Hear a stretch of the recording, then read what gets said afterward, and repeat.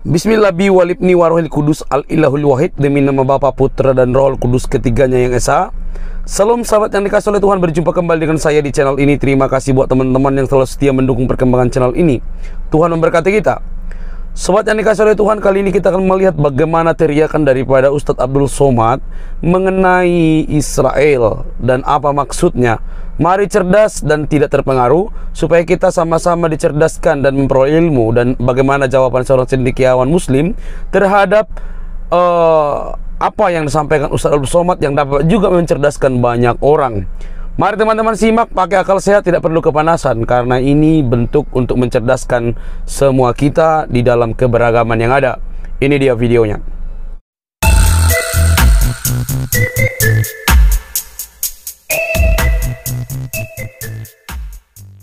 Israel, kenapa tidak dibinasakan Allah dia? Kenapa tidak dimatikan Allah? Menangis Syekh Abdul Karim Al-Maqdisi bercerita kepada Syekh Abdul Sattar. Syekh Abdul Sattar menceritakan itu berlinang air mata. Aku sekarang menceritakan itu kepada kalian dengan berlinang air mata. Kenapa tidak dibinasakan Allah SWT? Kaum Ad mati, hancur. Kaum Samud mati. Kaum Madian mati. Kenapa yang terlaknat ini masih hidup? Pertanyaan ini pernah kutanyakan kepada guruku di Al-Azhar, Syekh Muhammad Jibril. Syekh Muhammad Jibril, kenapa Allah tak binasakan Israel di Palestina? Apa kata Syekh Muhammad Jibril? Kalau Allah membinasakan Israel, lalu kau masuk surga pakai apa? Allah biarkan mereka hidup supaya kau berjihad di jalan Allah. Tapi bukan berarti selesai acara ini kau beli tiket ke Palestina. Belajar engkau serius sampai doktor, sampai profesor, lalu dengan uangmu, dengan hartamu, dengan ilmumu, kau akan menolong saudaramu di Palestina.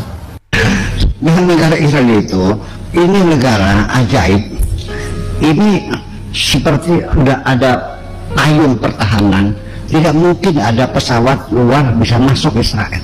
Tidak mungkin. Karena itu mereka sudah ada payungnya. Tidak akan mungkin ada pesawat siapapun bisa masuk. Rudal nggak bakal masuk. Ya, jadi sangat kuat sekali. Dan Anda salah mengatakan Israel berfoya-foya korupsi, nggak ada. Yang jadi masalah kesulitan itu Palestina itu sampai sekarang menjadi persoalan. Lalu di mana yang kalah dalam perangnya? Israel melawan Arab, 21 negara melawan 1 negara. Sampai sekarang belum pernah menang Arab. Kapan menangnya? Dengan negara Israel itu, ini negara ajaib. Ini seperti sudah ada payung pertahanan. Tidak mungkin ada pesawat luar bisa masuk Israel. Tidak mungkin. Karena itu mereka sudah ada payungnya. Tidak akan mungkin ada pesawat siapapun bisa masuk. Rudal nggak bakal masuk. Ya, jadi sangat kuat sekali. Dan Anda salah mengatakan Israel berfoya-foya korupsi, nggak ada. Israel itu negara demokrasi sekali, cuma sembarangan lagi. Ini ya, tapi nantinya sih ininya dunia itu ya sudah, Israel negara merdeka, Palestina negara merdeka. Yang jadi masalah kesulitan itu sikap negara Arab yang ganda, itu persoalannya. Sebab kalau berdiri negara Palestina, yang saya yakin kalau Palestina berdiri, ini negara yang paling demokrasi di Timur Tengah. Begitu ada negara Arab yang demokrasi memberi ancaman kepada negara-negara Arab yang tidak demokrasi. Jadi begini, orang Israel itu mengklaim mereka itu tanah air mereka karena Nabi Musa pernah tinggal di situ 40 tahun. Dijawab oleh orang Arab, Nabi Musa ke situ tuh adalah tersesat. Kalau orang tersesat, bagaimana mengklaim itu tanah airnya? Jadi mengklaim tanah air bersama itu nggak bisa dong, ya kan gitu. Jadi beginilah, bahwa sesungguhnya kita sendiri juga berpikir begini. Israel ini kan anak cucunya Nabi Yakub. Nabi Yakub itu namanya Israel, itu Nabi Yakub itu namanya Isra. Makanya surat Isra itu konon katanya surat Bani Israel namanya.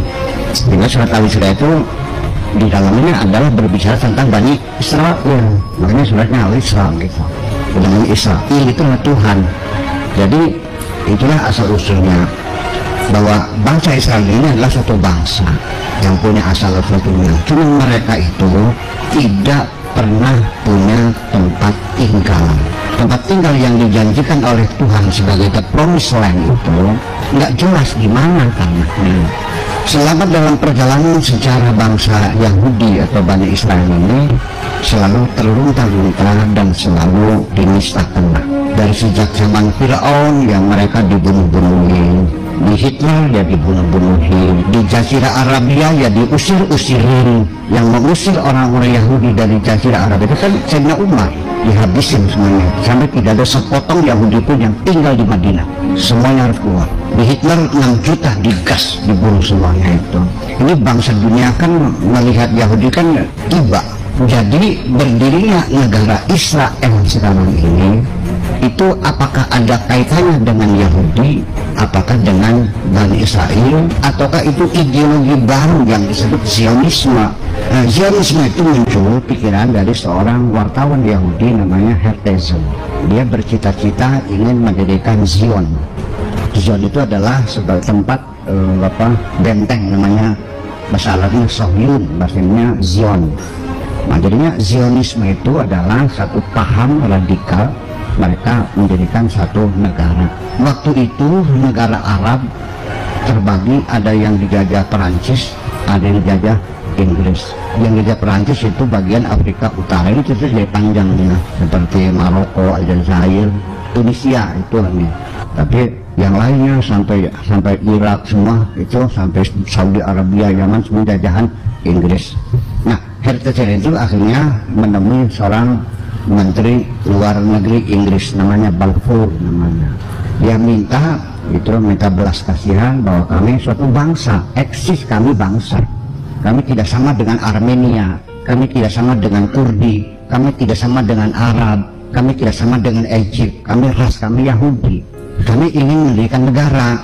Gimana negara yang dibangunnya? Terserah. Kami hanya minta sebidang tanah sekecil apapun.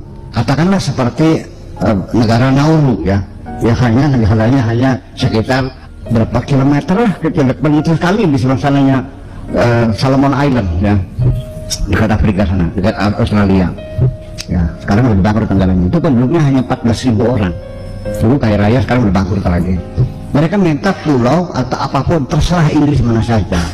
Nah itulah lalu Kementerian Luar Negeri Inggris itu melalui Balfour, namanya perjanjian Balfour, itu memberikan surat janji kepada Zionisme itu, kami akan memberikan tanah ya kan gitu. Tadinya mintanya itu di Eritrea, tetapi nggak tahu bagaimana hasil keputusan pemerintah Inggris akhirnya menyerahkan memberikan tanah di daerah Palestina, karena di situ ada cikal bakal ada kaitan sejarah, yaitu adanya Haikal Sulaiman, Sinagog Sulaiman juga di situ, kerajaan Daud juga di situ. Nah maka akhirnya diberilah sepotong tanah yang hanya berapa ribu hektar lah, hanya Tel Aviv sekitarnya itu. Sekarang menjadi besar itu mereka beli dari rakyat Palestina, beli. Saya mengerti beli, tapi kan ada tekanan politik karena waktu itu kan masih dijajah oleh Inggris. Kayak kita zaman dulu kan dibeli katakan, tapi kan dibeli sebenang-benang kan, betul nggak? Gitu, oke beli. Sampai sekarang menjadi Palestina. Nah, begitu dapat ini, mulai bergerak mereka mencari dana. Karena orang Yahudi itu dari orang-orang kaya di Amerika, di mana-mana. Nah, makanya seorang pencari dana itu namanya Golda Meir. Golda Meir itu seorang perempuan Yahudi, dia yang mencari dana sampai cukup dana dan berdirilah negara Israel. Maka dialah Perdana Menteri yang pertama kali, namanya Golda Meir. Oke? Jadi sekarang persoalannya setelah Inggris pergi, menjadi persoalan berikutnya. Negara Palestina pun belum ada, etnis ada tinggal di situ. Disitulah dua berdampingan. Dunia menghendaki negara itu sama-sama adanya equality, bahwa Palestina negara merdeka, Israel juga negara merdeka. Tetapi kan Israel juga kan tidak nyaman ada negara Palestina yang ada di sampingnya, sedangkan tanahnya kan terkotak-kotak menjadi susah, kan ada bagian sana masuk bagian sini, kayak Berlin Barat, Berlin Timur, adanya di mana kan gitu. Sebetulnya resolusi PBB itu sudah ratusan, lebih dari 290 resolusi PBB mengatur berdirinya negara Palestina itu, tapi sampai sekarang menjadi persoalan. Lalu gimana yang kalah dalam perangnya? Israel melawan Arab 21 negara, sampai sekarang belum pernah menang Arab. kapan menangnya? Dan negara Israel itu, ini negara ajaib. Ini seperti sudah ada payung pertahanan. Tidak mungkin ada pesawat luar bisa masuk Israel, nggak mungkin. Karena itu mereka sudah ada payungnya. Tidak akan mungkin ada pesawat siapapun bisa masuk. Rudal nggak bakal masuk. Ya, jadi sangat kuat sekali. Dan Anda salah mengatakan Israel berfoya-foya korupsi, nggak ada. Israel itu negara demokrasi sekali, memang sembarangan lagi. Ini ya salah paham. Jadi levelnya berbeda. Jadi sekarang mah orang Palestina pengennya Israel dibubarin, berdiri Palestina, nggak bisa dong. Ini de facto di sini negara sudah, Israel sudah mendapat pengakuan PBB, Palestina pun sebagai pengakuan sebagai hak otonomi sementara.